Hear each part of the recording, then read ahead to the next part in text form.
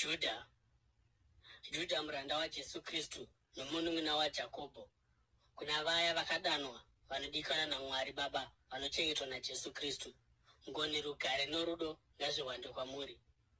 Shamwari dzinodikanwa, kunyange ndakanga ndichishingairira kuti ndinyore kwamuri pamusoro poruponeso rwatinogovana, ndakafunga kuti ndinofanira kunyora ndichikukurudzirai kuti murwire kutenda kwakapiwa vatsvene kamwe, nokuti vamwe varume vane kutonga kwavo kwakanyorwa nezvako kare, vakapinda muchivande pakati penyu, ivo vanhu vasina umwari, vanoshandura nyasha dzaMwari wedu vachidzitora semvumo yokuita upombwe, uye vachiramba Jesu Kristo, Ishe naTenzi wedu mumwe oga.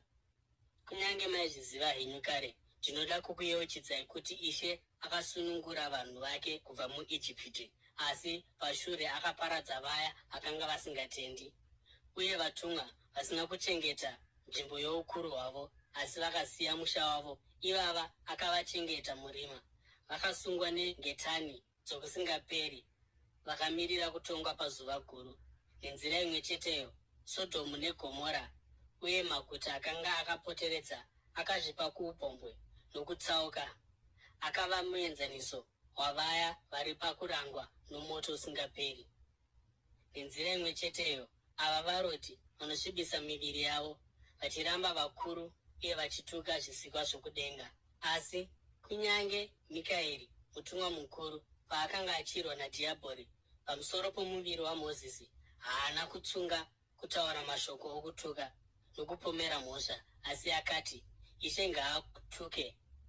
Asi vanhu ava vanotaura zvisina maturo pamusoro pezvinhu zvavasinganzwisise, uye kunyange nezvinhu zvavanonzwisisa kubva pakubereka kwavo semhuka dzisingafungi. Zvinhu izvozvo ndizvo chaizvo zvinovaparadza. Vane nhamo, vakasarudza nzira yaKaini, vakamhanyira mubayiro wokutsauka kwaBharamu, vakaparadzwa mukupanduka kwaKora.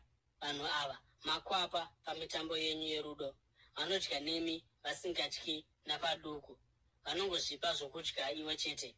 Makore asina mvura anotinhwa nemhepo, miti yenguva yamasutso isina muchero uye yakadzurwa yakafa zvakapetwa kaviri. Mafungu egungwa anopenga anopupuma nyadzi dzawo, nyeredzi dzinodzungaira.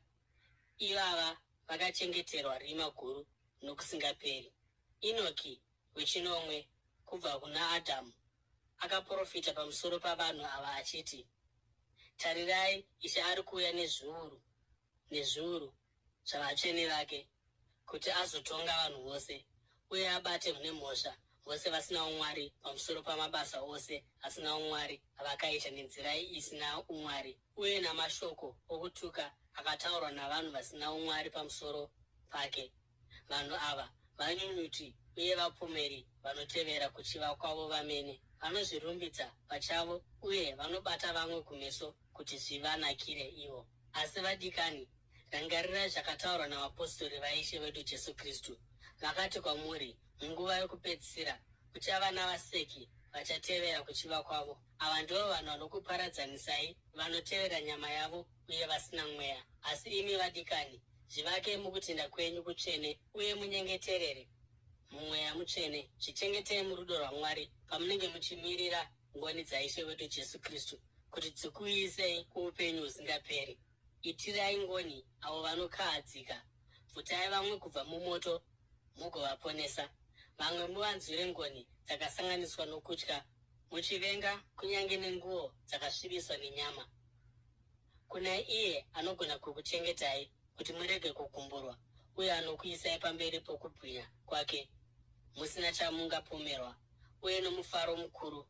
Kuna iye Mwari oga muponesi wedu ngakuve nokubwinya, umambo, simba noukuru, nokuna Jesu Kristu Ishe wedu, nguva isati yavapo, zvino nokusingaperi.